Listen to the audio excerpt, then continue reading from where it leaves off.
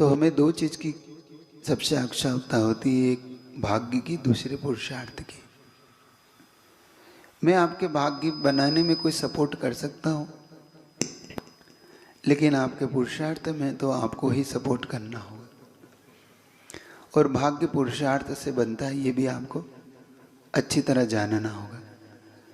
क्योंकि कभी कभी हमारे मन में ये विकल्प उठता है कि हमारा पुरुषार्थ साथ नहीं देता है ना, होता है ना। बहुत बार मन में ये विकल्प आता है कि एकदम कम करो। बहुत बार ये मन में हमारा विकल्प आता है कि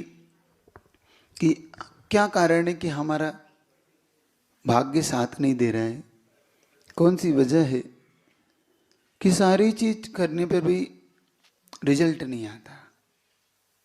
वो कौन सा कारण है जिस कारणों से आखिर हम मेहनत भी करते हैं, हम पढ़ाई भी करते हैं, हम सारी चीज करने पर भी वो प्राप्त क्यों नहीं होती, और होती है तो टिकती नहीं है, टिकती है तो फलती नहीं है।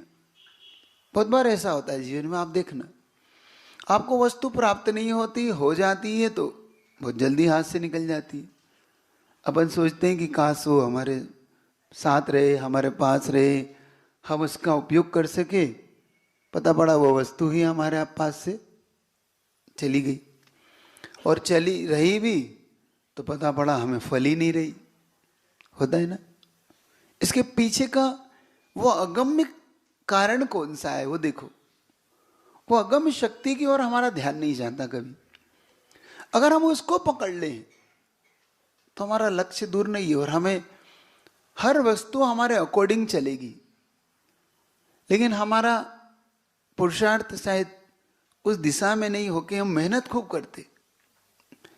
और सच जाओ, मेहनत करने से हर व्यक्ति को हर वस्तु प्राप्त हो जाती है क्या? बताओ, नहीं होती ना। किसी व्यक्ति ने एक बहुत अच्छा प्रश्न खड़ा किया, आखिर जो कुछ मिलता है संसार में क्या मात्र मेहनत से मिलता है? अगर मेहनत से मिलता है तो एक प्रश्न उसने खड़ा किया कि एक गड्ढा खोदने वाला जितनी मेहनत करता है शायद ही कोई मेहनत करता है। एक ट्रक खाली करने वाला जो एक व्यक्ति होता है, मजदूर होता है, उससे ज्यादा मेहनत कोई नहीं करता। एक दिन भर गाड़ी चलाता है, दिन भर रोड पे काम करता है भरी गर्मी में, उससे ज्यादा मेहनत तो अपन लोग नहीं करते। फिर भी वो उसके पास शाम को हाथ में कितना होता है? 500 रुपया, 600, 700 रुपया, है ना। तो इसका मतलब मेहनत से पैसा नहीं आता, मेहनत से वैभव नहीं आता। फिर उन्होंने कहा बुद्धि से आता है, ये मान लिया जाए। तो उसने कहा देखो, बुद्धि के मामले में भी हमसे ज्यादा कोई है तो वो है ब्राह्मण, बुद्धिमान होता है। लेकिन वो भी जब सुबह से निकलता है अपनी बुद्धि के बल पे, अच्छे अच्छे श्लोकों को दोहराता है, अच्छे अच्छे शास्त्र ज्ञान की बातें करता है, फिर भी उसके हाथ में सुबह से शाम में क्या होता है? एक झोली में थोड़ा सा आटा, थोड़ा सा कुछ सामान, और खाने पीने जितना उसके पास होता है। इसका मतलब उसके पास भी विभव उससे नहीं आता। तो ना बुद्धि से विभव आता है, ना मेहनत से विभव आता है। फिर विभव आता किससे है? क्यों, आप लोग को क्या लगता है?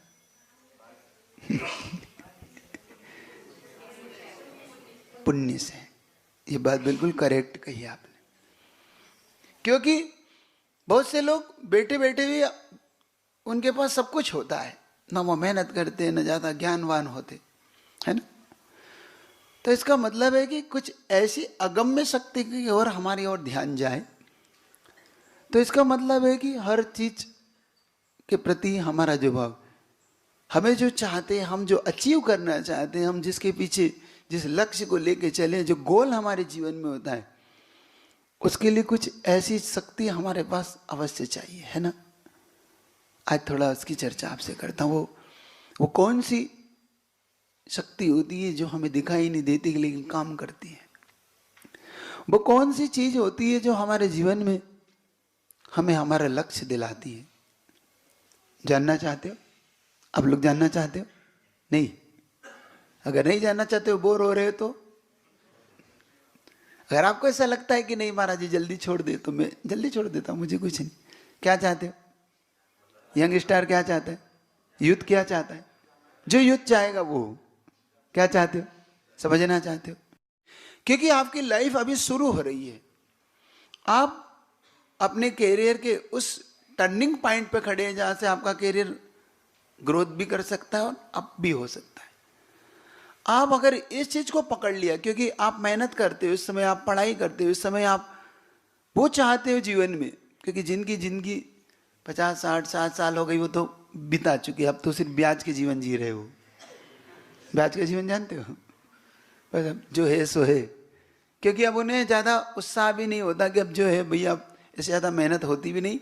लेकिन आप इस समय 20 साल 22 साल 25 साल 30 साल की उम्र में हो, मतलब इस समय आप उस टर्निंग पॉइंट पे खड़े हो जहां से आप एक बार अगर अप कर गए तो बस जीवन फिर ऊपर उठता चला जाएगा। वो आपको एक चीज अच्छी बताता हूं, अगर ये चीज आपके समझ में आए तो समझना कि क्यों हमें एक ऐसी शक्ति की जरूरत है जो हमें हर समय काम आए, हमें हर पल पीछे से सपोर्ट करे। वो दिखाई जरूर नहीं देती लेकिन होती जरूर है। एक बात अच्छी तरह याद रखना, पुण्य दिखाई देता है कभी, लेकिन होता है कि नहीं? अच्छा, कितने लोग को पुण्य पाप पर विश्वास है आप में से? पक्का विश्वास है?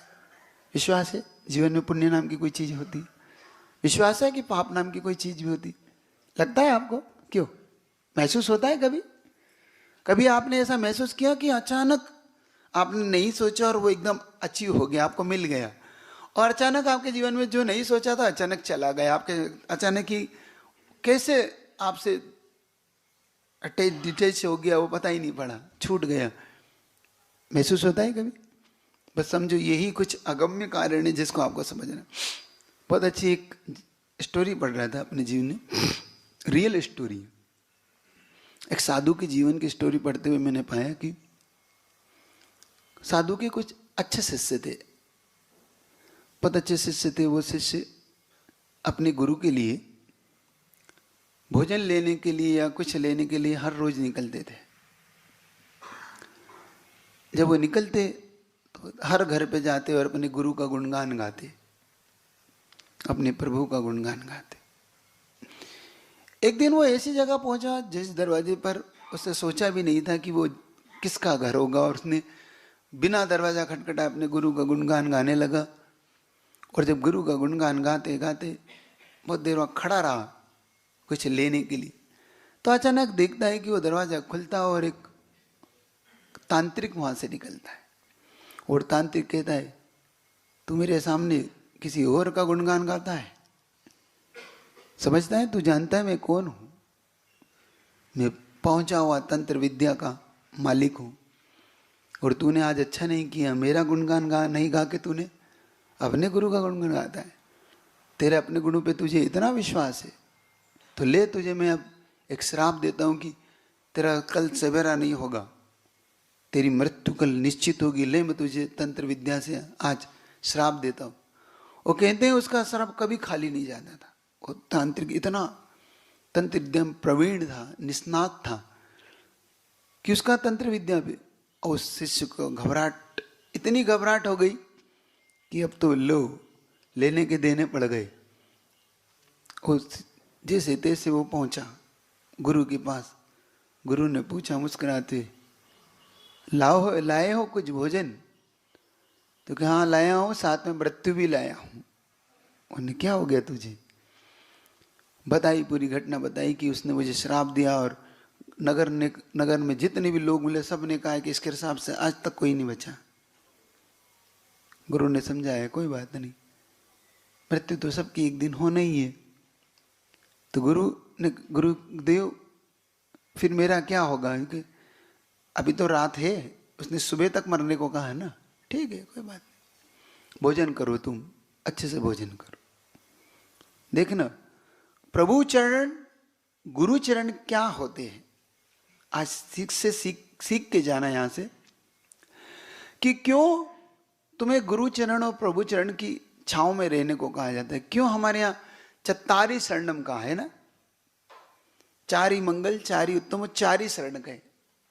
एक चीज सीखना, तुम जैन शासन में जीने वाले लोग हो, तुम वीतराग शासन के अगर भक्त हो, तो एक बात ये याद रख लेना, जिन शासन की महिमा समझना, और जिन शासन में तुम जी रहे हो तो भटकना नहीं कहीं भी।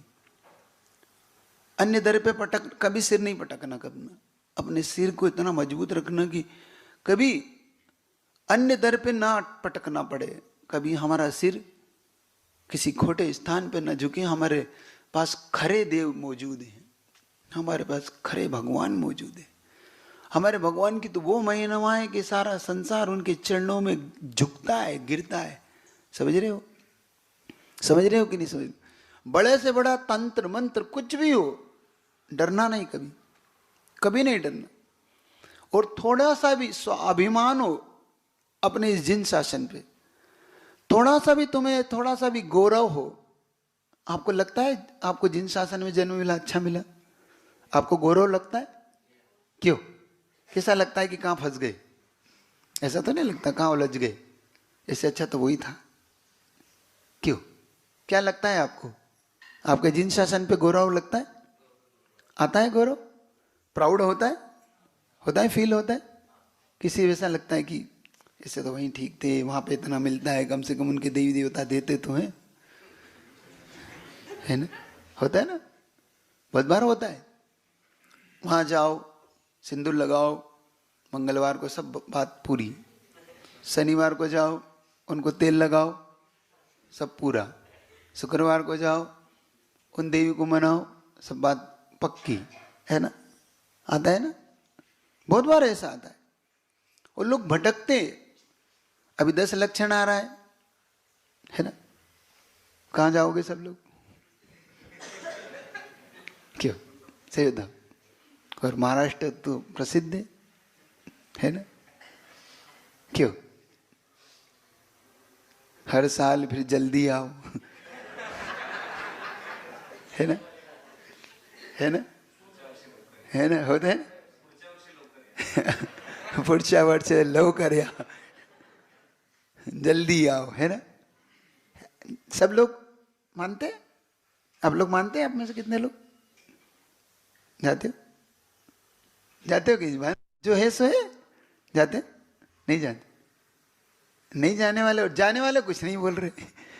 नहीं जाने वाले तो मना कर रहे, जाने वाले एक बात ध्यान रखना, थोड़ी सी खुददारी हो तो एक चीज बताता, एक प्रसंग सुना था, ओरिजिनल घटना।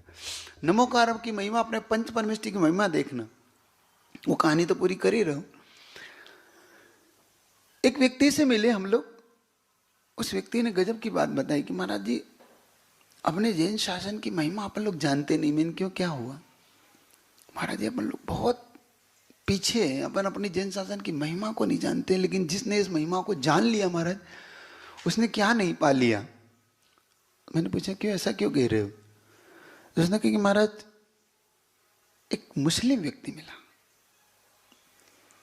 और वो तंत्र विद्या को जानता था। वो झाड़ा फूकी बोलते हैं ना आप लोग, क्या बोलते हैं मराठी में? फूकना जानना, मतलब उतारना। और वो बहुत से लोगों की कोई भी रोग हो, कुछ भी हो, तो वो उतारा करता था, लेकिन वो जैनियों का नहीं करता था, जैन समाज का नहीं करता।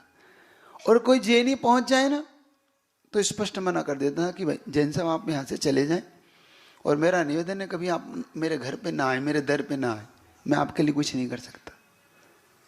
जैनियों को बड़ा अखरता था। और एक बार एक जैनी वहां पे पहुंच गया, बहुत दुखी था, किसी ने कहा कि वहां चले जाओ, उसने कहा ठीक। तो वहां पहुंचा, उसने अपनी समस्या बताई, उसने कहा हो जाएगा, कोई बड़ी चीज नहीं। लेकिन उसने पूछ लिया कि तुम हो कौन, पहले ये बताओ, तुम्हारा किस से रिलेशन है, तुम कौन से समाज से हो, तुम्हारे भगवान कौन है? बता दिया कि मैं जैन हूँ। उसने कहा जैन साहब, मैंने मना कर रखा है, मैं जैनियों का नहीं करता, आप जा सकते हैं यहाँ से। उसने कहा कि भाई साहब बहुत दिक्कत में हूँ। जो कितनी दिक्कत हो, मैं जैनियों का नहीं करता, आप बाहर बोर्ड पढ़ लेना, मेरा बोर्ड लगा हुआ है, कृपया जैन यहाँ ना आए। उसने बोर्ड लगा। और यहाँ तक एक बात कह दूँ, बुरा तो नहीं मानोगे तुम, उसने ये भी कह रखा था अगर जैन आए तो पोछा लगाना, घर का पोछा लगवाता था कि जैन ने मेरा घर अपवित्र कर दिया, ये बोलता था। उससे पूछा, उसने कहा कि कोई बात नहीं, तुम ये बता दो कि हम जैनियों से तुम्हें नफरत क्यों है इतनी, तुम हमारे लिए क्यों नहीं करते। सुनना, अगर थोड़ा सा जैन हो, थोड़ा सा वीतराग शासन में पाया है, और थोड़ा सा अपने गौरव हो, थोड़ा सा गर्व हो, थोड़ा सा अगर इसकी महिमा नहीं समझते हो, आज महिमा समझ लेना। उसने कहा जैन साहब बुरा मान जाओगे, आपको थोड़ा सा बुरा लग जाएगा, इसलिए आप बस चले जाओ, बस मुझे आपको कुछ नहीं कहना। उसने कहा मैं बुरा नहीं मानूंगा, तुम बस बता दो क्यों नहीं करते, क्यों इतनी नफरत करते हो, क्यों हमसे, तुमसे हमने कुछ बिगाड़ा है? जो कि नहीं, हम लोगों ने कुछ कहा है तुमसे? नहीं। कोई तुम्हारे बारे में बुराई कर दी, तुम्हारे धर्म की बुराई कर दी? कि नहीं, जैनियों ने कुछ नहीं कहा। फिर नफरत क्यों है तुमसे, हमसे? उसने कहा जैन साहब फिर हम सच्चाई सुन पाओगे? अच्छा, आप लोग सच्चाई सुन पाओगे? उसने जो सच्चाई बताई, और इसके बाद अगर थोड़ी सी खुददारी हो ना, तो फिर किसी दर पे नहीं भटकना। उसने कहा जैन साहब आप जानते हो मैं जो कुछ करता हूं, जो कुछ मैं विद्या का प्रयोग करता हूं, मैं कौन से मंत्र का उपयोग करता हूं, उसमें पता है आप लोगों को? उसने कहा कि नहीं, मैं नमोकार मंत्र का उपयोग करता हूं। किस मंत्र का उपयोग करता हूं? और ये मंत्र भी मुझे तुम्हारे गुरु से ही मिला। एक गुरु मुझे मिले थे, उनके प्रति मुझे ना जाने क्यों अच्छा लगा, मैं उनके पास बैठ गया। उन्होंने मुझसे पूछा, और मैंने उनसे पूछा कि बाबा मुझे कुछ आप दे सकते हो? उसने कहा कि, उन्होंने कहा कि तुम अगर अहिंसा का पालन करोगे तो मैं तुम्हें दे सकता हूं। तो कौन सा मंत्र? तो तुम्हारे गुरु ने मुझे नमोकार मंत्र दिया, और मैंने सच्ची श्रद्धा से उसको फेरा, सच्ची श्रद्धा से मैं करता हूं। और सुनो, मैं तुम्हारा काम क्यों नहीं करता, क्योंकि तुम जिस नमोकार मंत्र को जो तुम्हारे दूध में पिलाया तुम्हारी माँ ने, जो तुम्हारे गुरु ने रग रग में दिया, तुम्हें बचपन से तुम्हें दिया जाता है, तुम उस मंत्र को छोड़कर मेरे दर पे आए हो, तो तुम अपने सगे बाप के नहीं हो, मेरे क्या हो जाओगे? उसने जो जवाब दिया, तुम अपने बाप के सगे नहीं हुए, तुम अपने मंत्र के सगे नहीं हुए, अब तुम अपने प्रभु के सगे नहीं, अपने गुरु के सगे नहीं हुए, तुम मेरे सगे हो जाओगे। और जो तुम अपने के सगे नहीं तो मेरे भी सगे नहीं, और मेरे सगे नहीं, इसलिए मैं तुम लोग का कुछ नहीं करता। इसलिए ये मंत्र तुम्हारे लिए काम आएगा ही नहीं, क्योंकि तुम्हारा मंत्र और तुम्हारी आस्था नहीं उस पर, और तुम्हारा मंत्र मेरा मंत्र नहीं है, और मेरी गहरी आस्था है उस पर। जब से मैंने उसकी साधना की है, जब से मैंने उस मंत्र की आराधना की है, जब से बड़ा सा बड़ा कोई रोगी आ जाए, 1-9 बार पढ़ता हूं, सारा मंत्र उसका झोंक देता हूं, फूंक देता हूं। है खुददारी, है विश्वास, है इतनी गहराई अपने नमोकार मंत्र, तुमको है आस्था? नहीं है ना। हमारी तो भटकने की आदत है ना, तू नहीं सही, तू सही, तू नहीं सही और सही। एक बार पक्की आस्था बना लो। एक बार मर जाएंगे, प्राण दे देंगे, लेकिन हम अपने मंत्र को नहीं छोड़ेंगे, इससे किसी के दर पे नहीं भटकेंगे। पहले ये पक्का कर लो। समझे ना?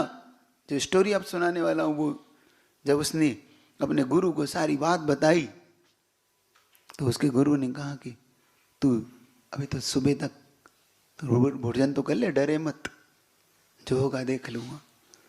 गुरु ने कहा कि भोजन किया उसने, कि मेरे तो गले में भी नहीं उतरा, मेरी तो मृत्यु मुझे दिख रही है, तो डरे मत, विश्वास रख।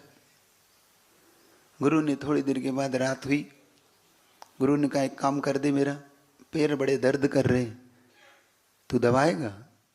उसने कहा अच्छा है, कम से मरते मरते आपके चरण दबा के ही जाऊं, इससे बड़ा मेरे लिए क्या हो सकता है।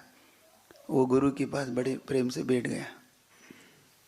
गुरु ने एक चीज कही उससे, अब तू मेरी बात गौर से सुन, तुझे किसी भी कंडीशन में ये स्थान छोड़ के नहीं जाना है, मेरे पैर तुझे छोड़ के कहीं नहीं जाना, बस पैर दबाते रहना, कुछ भी हो जाए, तुझे नींद भी तो इन्हीं चरणों में सो जाना, लेकिन तू जाना नहीं। तुझे कुछ भी कोई कितना ही बुलाए, इस स्थान को छोड़ के मत जाना, बस पक्का बोल। पक्का याद रहेगा?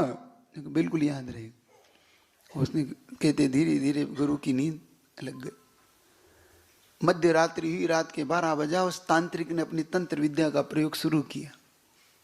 सबसे पहले एक मंत्र से उसने एक देवी को सिद्ध किया, और देवी को सिद्ध, क्योंकि उसकी तंत्र विद्या उसके पास थी। उसने कहा, देवी से कहा जाओ उसकी मृत्यु का कारण बनो, जाओ। देवी ने अपना रूप बदला। कहते पूरे वैभव से सज धज के सोना चांदी हाथ में लेके वो पहुंची तो दरवाजे पे खड़ी हुई, ठिठकी, एक कदम आगे नहीं बढ़ा पाई, क्योंकि गुरु का भाव का प्रताप इतना गहरा था। तो उसने कहा कि दरवाजे पे खड़े होकर उस शिष्य से कहती है, सुन, मैं तेरे लिए देख कितना वैभव लेके आई हूं, देख तेरे लिए मैं कितना सोना चांदी सब लेके आई हूं, ले जा, आजा। उसने कहा कि नहीं, मैं गुरु आज्ञा से बंधा हुआ हूं, मैं नहीं आ सकता, अगर तुझे देना हो तो मेरे यहीं निकट आके दे जा। उसने नहीं, मैं वहां नहीं आ सकती। उसे कहे नहीं, तू वहां नहीं आ सकती, मैं वहां नहीं आ सकता, बस तुझे देना हो तो मैं अपनी गुरु आज्ञा नहीं छोड़ सकता, मैं अपने गुरु का चरण नहीं छोड़ सकता, क्योंकि मैंने प्रण किया है कि गुरु की सेवा के बिना कहीं नहीं जाऊंगा।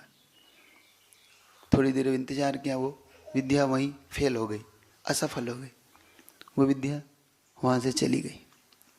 थोड़ी देर बाद दूसरी विद्या का प्रयोग किया उसने। तांत्रिक को बताया कि वो मैं इसके लिए कुछ नहीं कर सकती। तंत्र विद्या ने दूसरे मंत्र का प्रयोग किया। दूसरे मंत्र में उसने माँ का रूप बनाया एक। उन्होंने कहा जाओ, वो माँ का रूप बन के आई। उसने कहा कि हे बेटा देख, तो इससे मैं कभी मिल नहीं पाई, अब बरसों के बाद आई हूँ, कम से कम एक बार मुझसे आके मिल तो ले। क्योंकि देखो माँ, मिलना तो मैं भी चाहता हूँ, लेकिन मैं गुरु आज्ञा से बंधा हूँ। एक काम कर, तू हम यहीं आ जा, निकट आ जा, मैं यहीं तो इससे बात कर लूँगा, तेरे चरण छू लूँगा, लेकिन मैं वहाँ नहीं आ पाऊँगा क्योंकि गुरु ने आज्ञा दे रखी। बहुत देर तक वो मनाती रही, देख कैसा बेटा है, तू आज्ञा नहीं मानता है। उसने कहा नहीं माँ, ये तो संभव नहीं है। और कहते हैं वो भी विद्या फेल हो गई, चली गई। तीसरी विद्या, साक्षात यमराज को भेजा उसने कि अब तो जाओ और इसके प्राण लेके आ। कहते हैं तीसरी विद्या यमराज का रूप बना के पहुंची, और यमराज का रूप बना के पहुंची, क्योंकि मैं तेरी मृत्यु हूँ। क्योंकि ठीक है, तू ले जा सकती है, लेकिन आना तुझे ही होगा गुरु चरणों। मैं तेरे पास नहीं आने वाला, तुझे आना है, मृत्यु है, तेरा स्वागत है, लेकिन तुझे आना होगा तो यहीं से ले जाना। कहते यमराज वो बन के आए, लेकिन एक कदम आगे हो गए थे। ऐसा करते करते सुबह भोर का समय हो गया। तांत्रिक की सारी विद्याएं फेल हो गई। सुबह भोर हुई, चिड़िया बोलने लगी, गुरु की नींद खुली। गुरु ने पूछा क्या हुआ? तेरी तो मृत्यु होना थी, तेरी तो आज मृत्यु होना थी। उसने कहा मृत्यु आई तो थी, मृत्यु आई तो थी, लेकिन मैं जिसकी शरण में था उसकी शरण में मृत्यु का कभी प्रवेश हो नहीं सकता। जिसके पास गुरु चरण है, जिसके पास प्रभु चरण है, जिसके पास प्रभु की शक्ति मौजूद है, याद रखना एक बात अच्छी तरह से, सुन रहे हो? अगर तुम प्रभु की छाया में, गुरु की शरण में रहकर अपने आप को समर्पण के साथ, समर्पण और भक्ति के साथ आज्ञा का पालन करते हो, और संसार में सबसे बड़ी कोई आज्ञा है तो गुरु आज्ञा, सबसे बड़ा कोई उन्नति का कोई साधन है तो वो गुरु आज्ञा। मैंने कहा ना, आपकी शुरुआत किस चीज से की थी मैंने? पुरुषार्थ और भाग्य। हम पुरुषार्थ करते बहुत है, लेकिन हम उस पुरुषार्थ को सिद्धि के लिए प्राप्त वो भाग्य बनता है गुरु के शरण में, वो भाग्य बनता है प्रभु के शरण में, वो भाग्य बनता है गुरु की आज्ञा पालन में। क्या आप आज्ञा पालन कर पाओगे? क्यों? अभी तो आज्ञा देने का मेरा काम नहीं है, आज्ञा देना भी नहीं चाहता, लेकिन पूछ रहा हूं क्या आप पालन कर पाओगे? क्यों? आप लोग कुछ कर पाओगे? पूछ रहा हूं, अभी कुछ कह नहीं रहा हूं, पूछ रहा हूं अभी तो। समर्पण देख रहा हूं। समर्पण कर पाओगे अपने गुरु के पास? क्या गुरु के अनुसार? और अगर तुमने ये कर लिया तो जैसा तंत्र विद्या है भी उस शिष्य का कुछ नहीं बिगाड़ पाई। मैं गारंटी देता हूं तुम्हारे ऊपर भी कोई से बड़ी बड़ी आपत्ति भी तुम्हारा कुछ नहीं हुआ। जिसके पास गुरु रूपी आज्ञा संपत्ति मौजूद हो, गुरु की औरा, गुरु का जिसके पास आसपास सुरक्षा चक्र हो, संसार में बड़ी से बड़ी समस्याएं, बड़ी से बड़ी आपत्ति भी उसका कुछ नहीं कर सकती। ये लिख के रखना मेरी बात। और थोड़ी सी खुददारी रखना, थोड़ा सा बहुमान रखना अपने नमोकार मत पंच परमिष्टि में। बस एक चीज, इस दर को छोड़ के, इस वीतराग शासन को छोड़ के, इस पंच परमिष्टि की शासन को छोड़ के दर दर नहीं भटकना, वरना दर दर ही भटकना पड़ेगा। पक्का कर पाओगे? इतना पक्का, इस 10 लक्षण में इतनी सी बात मेरी मान जाओगे? तुम भले ही कहीं आओ या नहीं जाओ, लेकिन जिन शासन के अलावा छोड़ के, क्योंकि 10 लक्षण पर्व जिन शासन की सबसे बड़ा पर्व है, पता है आपको? आप लोगों को पता है आपका सबसे बड़ा पर्व कौन सा है? पोल्यूशन पर्व, जिसको 10 धर्म बोलते, जिसमें सबसे ज्यादा जिन शासन में तपस्या और साधना और सबसे ज्यादा की जाती है। पता है महाराष्ट्र में इसका? अच्छा, आप लोग इसका महत्व जानते हो? आप लोग युवा लोगों से पूछ रहा हूं, आपके कुछ लोग तो जानते हैं, लेकिन आप लोग जानते हैं? युवा लोग जानते हैं इसके महत्व को? नहीं जानते हम लोग इसके महत्व को? आप लोग नहीं जानते? सही बता रहा हूं, सबसे ज्यादा जिन शासन में। और आप अगर थोड़ा सा ये महाराष्ट्र बॉर्डर में, जैसे आप ये नागपुर पार करोगे ना, 10 दिन सबसे ज्यादा भीड़ रहती है, सबसे ज्यादा। आप पूरे एमपी में चले जाएं, यूपी में जाएं, दिल्ली, महाराष्ट्र से ये बेल्ट, हम दक्षिण भारत को थोड़ा सा इस बेल्ट को छोड़ के सबसे ज्यादा इंतजार होता है तो 10 लक्षण पर्व का इंतजार होता है। सबसे ज्यादा इंतजार, सबसे ज्यादा शांति धारा, सबसे ज्यादा पूजन पाठ। जैसे आपके यहाँ 16 कारण की लोपी करते ना आप लोग, तो सबसे ज्यादा उन 10 दिनों का जब इंतजार होता है। आप लोग क्या क्यों नहीं होता है पता नहीं, या तो आप लोग अन्य दर्शन से इतने टच में आ गए कि आपने उसे धर्म मानकर, उसे सब कुछ मानकर आपने अपने जिन शासन की शायद अवहेलना कर दी। आपने अपने जिन शासन को भुला दिया। उस व्यक्ति से सीखना, जब उसने जो बात कही कि तुम अपने सगे नहीं हुए, तुम अपने देवसास गुरु के सगे नहीं हुए। और इसीलिए मैं लगता है कि मुझे कि ना जाने क्यों इस बात आती है, अगर बुरा ना मानो तो कहूं, तुम्हारी उन्नति नहीं होने का कारण भी यही है। तुम्हारी अवनति होने का कारण मुझे यही नजर आता है कि तुमने अपने इष्ट को छोड़ दिया। और जो अपने इष्ट को छोड़ देता है उसका अनिष्ट होके रहता है। क्योंकि तुम्हें मिला ही है, जिन शासन तुम्हें इष्ट के रूप में मिला है, इसकी उन्नति समझो। इसमें सब कुछ है, हर चीज है इसमें। तुम्हें अगर लगता है कि हमें इसमें लौकिक चीज नहीं मिलेगी, ये किसने कह दिया तुमसे कि जिन शासन में कुछ नहीं मिलता? एक बात बता दूं, जो कहीं नहीं मिलता वो जिन शासन से मिलता है, ये याद रखना। जो किसी से नहीं मिलता, किसी के दर पे नहीं मिलता, वो इनके दर पे मिलता है, इनके दर से मिलता है, इनके चौखट पे मिलता है, इनकी शरण में मिलता है। ये पक्की बात लिख लेना मेरी बात। और ये मेरा अनुभूत की हुई चीज है। हर व्यक्ति को मैंने यहां से उठता हुआ देखा। महावीर जी बना दंगल का अखाड़ा। महावीर जी में यह क्या हो रहा है? समाज इस ओर ध्यान नहीं